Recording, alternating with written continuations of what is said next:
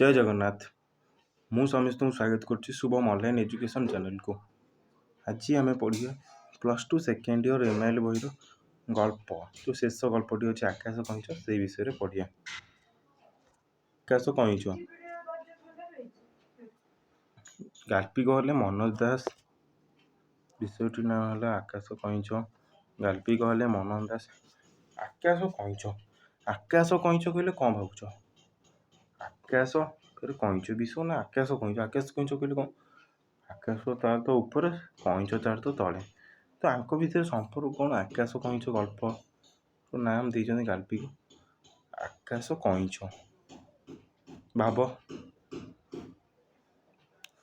तो तुम्हें मैंने ये गल्पटी शुणी निश्चिंत आकाश कईचर गल्पटी जो मैंने शुणीच से कमेंट करी कह।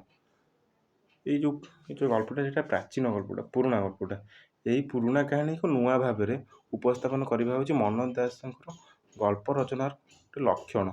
ये सब पुराणा गप को नुआ करती मनोज दास यहाँ गपर गोटे लक्षण। परंपरा को मान्यता दे से यही श्रेणीर गल्पर किसी नूतन संदेश दे था। मूल गल्पटी हूँ गोटे कईचर आकाश अभियान कथा।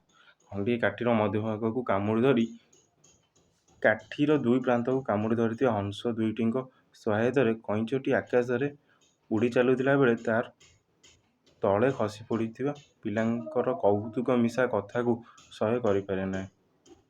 से पिला प्रति क्रोध प्रकाश कला बेले कईचटी पाटिरू आ होइचे एवं से अचिरे तले खसी पड़े।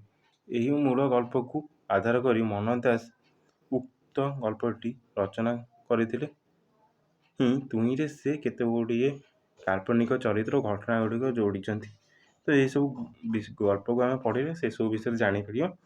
तो आ डेरी करानी ये जो आकाश कईच अच्छी से गल्पटा पढ़िया।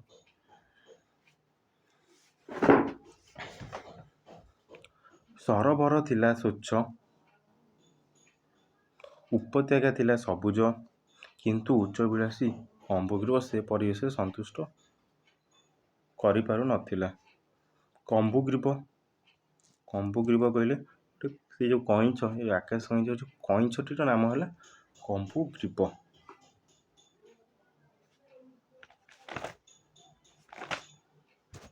सरोवर कहले पुष्परणी थिला अधिक थिला स्वच्छ निर्मल। उपत्यका थिला सबुज,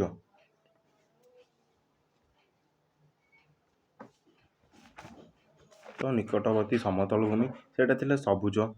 किंतु उच्च विलासी उच्चा अभिलाषी उच्च को जीवाई जी अभिलाष करते उच्च विलासी कहुए। अभिलाषी को आशा करते उच्च विलासी कम्बुग्रीव से परिवेश संतुष्ट करिपारु नथिला। तो उच्च विलासी ना से जो परिवेश से रोला से किपरि संतुष्ट कर। दिगंत प्रति दृष्टि प्रसारी करी से छाड़ुला दीर्घ निश्वास। दूर पर्वत श्रेणी सेपारित सरोवर मान केते स्वच्छतर और उपत्यका मान केते सबुजतर होई नथिबो। से विहंगटी नई कच्छप होइतिबा हेतु निज भाग्य को धिक्कार दिए।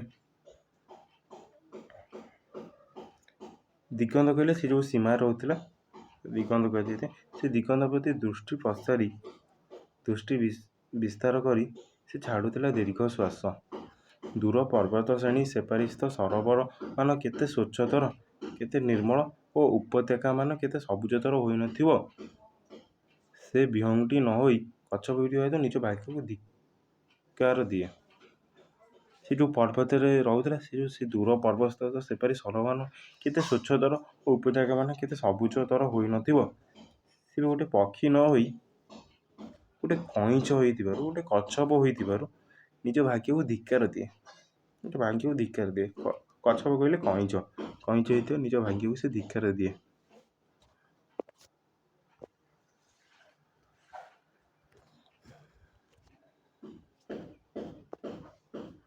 समय समय कूल को उठी जाई से मृदु समीर विचरण करुए। केतबेले लता पत्र देहरु शिशिर बिंदुटी चाटी दिए तो केतबेले घास फूलटी चोबाई पकाए। किंतु दूर दूरांतर अजणा को ଜାଣିବାର ପିପାସା ସେଥିରେ ବଢ଼େ ସିନା କମେ ନାହିଁ। ସେ ସମୟ ସମୟରେ କୂଳକୁ ଉଠି ଯାଇ ସେ ମୃଦୁ କହିଲେ କୋମଳ, କୋମଳ ସମୀରରେ, ସମୀର କହିଲେ ପବନରେ, କୋମଳ ପବନରେ ବିଚରଣ କରୁ କରୁ ଭ୍ରମଣ କରୁଥାଏ ଓ କେତେବେଳେ ଲତାପତ୍ର ଦେହରୁ ଶିଶିର ବିନ୍ଦୁଟିଏ ଚାଟି ଦିଏ ତ କେତେବେଳେ ଘାସ ଫୁଲଟି ଚୋବାଇ ପକାଏ। କିନ୍ତୁ ଦୂର ଦୂରାନ୍ତରର ଅଜଣା ଜାଗାକୁ ଜାଣିବାର ପିପାସା କହିଲେ ଏଠି ଶୋଷ, ପିପାସା କହିଲେ ଶୋଷ, କିନ୍ତୁ ଏଠାରେ ଆଗ୍ରହ, ପିପାସା କହିଲେ ଆଗ୍ରହ। ସେ କିନ୍ତୁ ଦୂର ଦୂରାନ୍ତର ଅଜଣା ଜାଗାକୁ ଜାଣିବାର ଯେଉଁ ଆଗ୍ରହ ସେଥିରେ ବଢ଼େ ସିନା କମେ ନାହିଁ। ସେ ଯେଉଁ ଆଗ୍ରହଟା ସେଥିରେ ବଢ଼େ ସିନା କିନ୍ତୁ କମେ ନାହିଁ। ସେ ଯେଉଁ ବିଚରଣ କରୁଥାଏ, ଘାସପତ୍ର ଦେହରୁ ଶିଶିର ବିନ୍ଦୁରେ ଚାଟି ଦିଏ, କେତେବେଳେ ଘାସ ଫୁଲକୁ ଚୋବାଇ ପକାଏ, କିନ୍ତୁ ଦୂର ଦୂରାନ୍ତର ଏଇସବୁରେ ଦୂର ଦୂରାନ୍ତର ଅଜଣା ଜାଗାର ପିପାସା ସେଥିରେ ବଢ଼େ ସିନା କେବେ କମେ ନାହିଁ। ଥରେ ଥରେ ସେ ଆଖି ବୁଜି ବିମୁଗ୍ଧ କଳ୍ପନା ଲୋକରେ ଦେଖେ ଭଳିକି ଭଳି ଅଜବ ଦୃଶ୍ୟ। ଥରେ ଥରେ ସେ ଆଖି ବୁଜି ବିମୁଗ୍ଧ କଳ୍ପନା ଲୋକରେ ଦେଖେ ଭଳିକି ଭଳି ଅଜବ ଦୃଶ୍ୟ। କ'ଣ ନା ଗୀତ ବୋଲି ପାରୁଥିବା ଗଛଲତା, ମେଘମାଳା ଭିତରୁ ସିଧାସଳଖ ଝରି ଆସୁଥିବା ସାତରଙ୍ଗୀ ନଦୀ,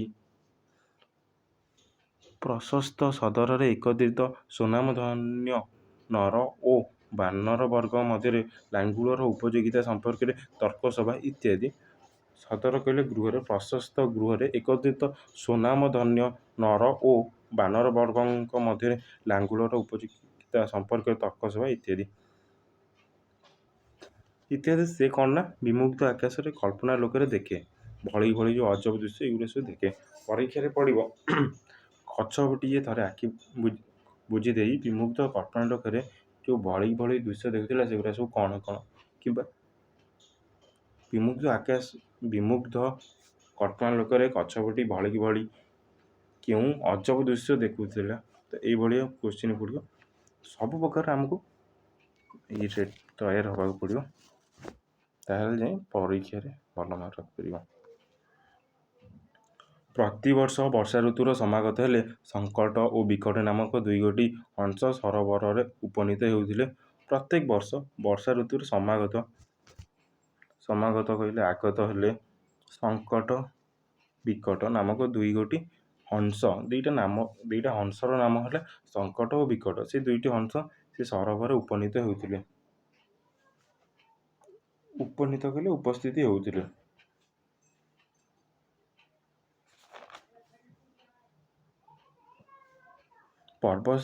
ପର୍ବତ ଶ୍ରେଣୀର ସେପାରିସ୍ଥ ଏକ ବୃହତ୍ ସରୋବରକୁ ଯିବା ମାର୍ଗରେ ସେମାନେ ସେଠାରେ ସପ୍ତାହେ ବିଶ୍ରାମ କରୁଥିଲେ। ଯେଉଁ ପର୍ବତ ସେପାରିସ୍ଥ ଏକ ବୃହତ୍ ସରୋବରକୁ ଯିବା ମାର୍ଗରେ ସେମାନେ ସେଠାରେ ସପ୍ତାହେ ବିଶ୍ରାମ କରୁଥିଲେ। କୋଶ୍ଚିନ୍ ଆସିବ ଯେ ସଙ୍କଟ ଓ ବିକଟ ନାମକ ଦୁଇଟି ହଂସ ପର୍ବତ ସେପାରିସ୍ଥ ସରୋବରକୁ ଯିବା ମାର୍ଗରେ ସେମାନେ ସେଠାରେ କେତେ ସମୟ ବିଶ୍ରାମ କରୁଥିଲେ? ସପ୍ତାହେ ବିଶ୍ରାମ କରୁଥିଲେ। ଗଭୀର ଆଗ୍ରହ ସହ କମ୍ଭୁଗ୍ରୀବ ସେମାନଙ୍କ ଆଗମନକୁ ଅପେକ୍ଷା କରୁଥିଲା। ତ କୋଶ୍ଚିନ୍ ଆସିବ ଗଭୀର ଆଗ୍ରହ ସହ କମ୍ଭୁଗ୍ରୀବ କାହାର ଆଗମନକୁ ଅପେକ୍ଷା କରୁଥିଲା? ତ ଏଇଟା ହେବ କ'ଣ ନା ସଙ୍କଟ ଓ ବିକଟ ନାମକ ଦୁଇଟି ହଂସ ଯୁଗଳଙ୍କର ଆଗମନକୁ କମ୍ଭୁଗ୍ରୀବ ସେମାନଙ୍କୁ ଅପେକ୍ଷା କରୁଥିଲା।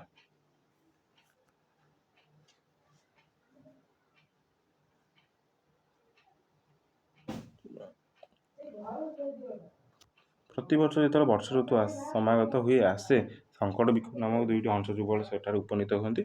ପର୍ବତ ସେପାରିସ୍ଥ ସରୋବରରୁ ବୃହତ୍ ସରୋବରକୁ ପର୍ବତ ସେପାରିସ୍ଥ ଏକ ବୃହତ୍ ସରୋବରକୁ ଯିବା ମାର୍ଗ ସେମାନେ ସେଠାରେ ସପ୍ତାହେ ବିଶ୍ରାମ କରୁଥିଲେ। ଗଭୀର ଆଗ୍ରହ ସହିତ କମ୍ଭୁଗ୍ରୀବ ସେମାନଙ୍କ ଆଗମନକୁ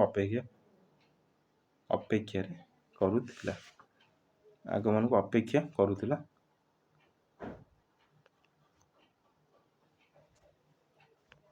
ହଂସ ଯୁଗଳ କଚ୍ଛପର ଅନୁସନ୍ଧିତ୍ସା ସମ୍ପର୍କରେ ଅବହିତ ଥିଲେ।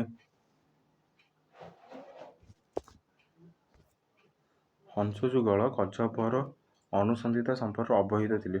ଅନୁସନ୍ଧିତ୍ସା କହିଲେ ଅନୁସନ୍ଧିତ୍ସା ସମ୍ପର୍କରେ ଅବହିତ ଥିଲେ।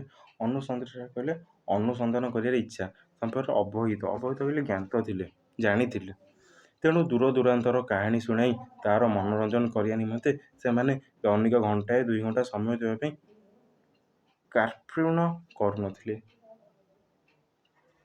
କୃପଣ ବା ନିଷ୍ଠୁର କରୁନଥିଲେ। ତ ପରୀକ୍ଷାରେ ବି ହଂସଯୁଗଳ କଚ୍ଛପର କେଉଁ ସମ୍ପର୍କରେ ଅବହିତ ଥିଲେ? ଅନୁସନ୍ଧିତ୍ସା। ଏଇଟା ମୋଷ୍ଟ ଇମ୍ପୋର୍ଟାଣ୍ଟ, ଏଇଟା ବହୁତ ଜରୁରୀ, ଏଇଟା ବି ପଢ଼ିପାରିବେ।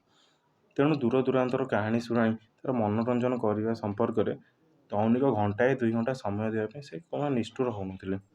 ସେମାନଙ୍କ ଭିତରେ ବନ୍ଧୁତା ଯଥେଷ୍ଟ ଦୂରୀଭୂତ ହେଲା ପରେ ହିଁ ଦିନେ କମ୍ବଗ୍ରୀବ ସେମାନଙ୍କ ସହିତ ପର୍ବତ ଶ୍ରେଣୀ ସେପାରିସ୍ତ ସରୋବରକୁ ଯିବାକୁ ଇଚ୍ଛା ପ୍ରକଟ କଲା। ତ ସେମାନଙ୍କ ଭିତରେ ଯେତେବେଳେ ବନ୍ଧୁତା ଯଥେଷ୍ଟ ଦୃଢ଼ୀଭୂତ ହେଲା, ତାପରେ ଦିନେ କମ୍ବଗ୍ରୀବ ଦିନେ କଇଁଛ ସେମାନଙ୍କ ସହିତ ପର୍ବତ ସେପାରିସ୍ତ ସରୋବର ଯିବା ପାଇଁ ଇଚ୍ଛା ପ୍ରକଟ କଲା। ପ୍ରସ୍ତାବର ବିଜ୍ଞତା ସମ୍ପର୍କରେ ଯଥେଷ୍ଟ ସନ୍ଦେହ ଥିବା ସତ୍ତ୍ୱେ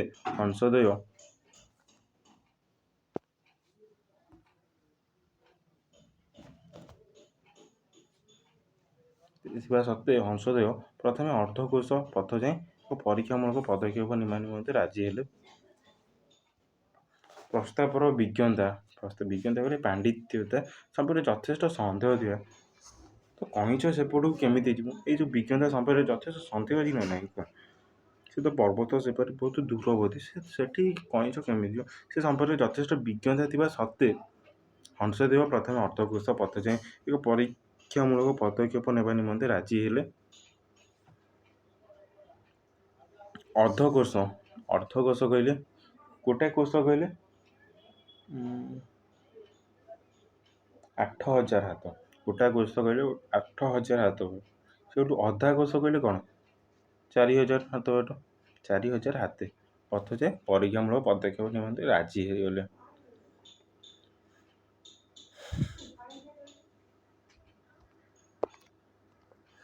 ବିକଟ ଓ ସଙ୍କଟ କାମୁଡ଼ି ଧଇଲେ କାଠିର ଦୁଇ ପ୍ରାନ୍ତ।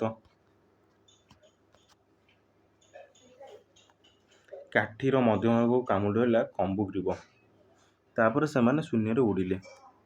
ତ ପ୍ରଥମେ ରାଜି ହେଇଛନ୍ତି ନା ଅର୍ଦ୍ଧକୋଶ ଯିବା ପାଇଁ। ବିକଟ ଗୋଟିଏ ହଂସ ଓ ସଙ୍କଟ ଦୁଇଟି ହଂସ କାମୁଡ଼ି ଧରିଲେ କାଠିର ଦୁଇ ପ୍ରାନ୍ତ। ଇଏ ଗୋଟେ କାଠି, ଆର ଦୁଇ ପ୍ରାନ୍ତ। ଆର ଏପଟେ ଧଇଲେ ବିକଟ, ଏପଟେ ଧଇଲା ସଙ୍କଟ। ଏମାନେ ଦୁଇ ଜଣ କାଠିର ଦୁଇ ପ୍ରାନ୍ତକୁ କାମୁଡ଼ି ଧଇଲେ।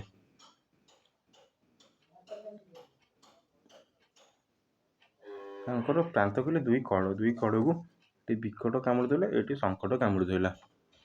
କାଠିର ମଧ୍ୟଭାଗକୁ କାମୁଡ଼ି ଧଇଲା କମ୍ବଗ୍ରୀବ। ତାପରେ ସେମାନେ ଶୂନ୍ୟରେ ଉଡ଼ିଲେ। ଏଇମାନେ ଶୂନ୍ୟରେ ଉଡ଼ିଲେ। ଏହି ପ୍ରଣାଳୀରେ ପ୍ରଥମେ ଅର୍ଦ୍ଧକୋଶ ଅତିକ୍ରମ କରି ସେମାନେ ପାହାଚରେ ଅବତରଣ କଲେ। ଏହିପରି ପ୍ରଣାଳୀରେ ସେମାନେ ଅର୍ଦ୍ଧକୋଶ ଅତିକ୍ରମ କରି ସେମାନେ ଏକ ଅନୁଚ୍ଚ ପାହାଡ଼ରେ ଅବତରଣ କଲେ। ଅନୁଚ୍ଚ କହିଲେ ବେଶୀ ଉଞ୍ଚୁ ନୁହଁ, ଅଳ୍ପ ଉଞ୍ଚ ପାହାଚରେ ଅବତରଣ କରି ଓହ୍ଲାଇଲେ। ତ ଦେଖିବା ତାପରେ କ'ଣ ହେଇଛି। ସେମାନେ ଉଡ଼ି ପାରୁଛନ୍ତି କି ନାହିଁ? ସେମାନେ ଉଡ଼ିଲା ପରେ କଇଁଛଟି ତ ସେ ଯେଉଁ କାଠିକୁ ପାଟିରେ ସମ୍ଭାଳି ଧରି ପାରୁଛି କି ନାହିଁ, କେମିତି କ'ଣ ହେଉଛି, ଏଗୁଡ଼ିକ ପରବର୍ତ୍ତୀ ଭିଡ଼ିଓରେ ଦେଖିବା। ତ ଜୟ ଜଗନ୍ନାଥ।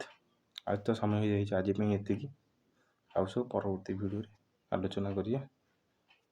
ଯଦି ଭିଡ଼ିଓଟି ଭଲ ଲାଗେ ତ ଲାଇକ୍, ସେୟାର, ସବସ୍କ୍ରାଇବ୍ କରିବା ପାଇଁ ଭୁଲିବ ନାହିଁ। ଜୟ ଜଗନ୍ନାଥ।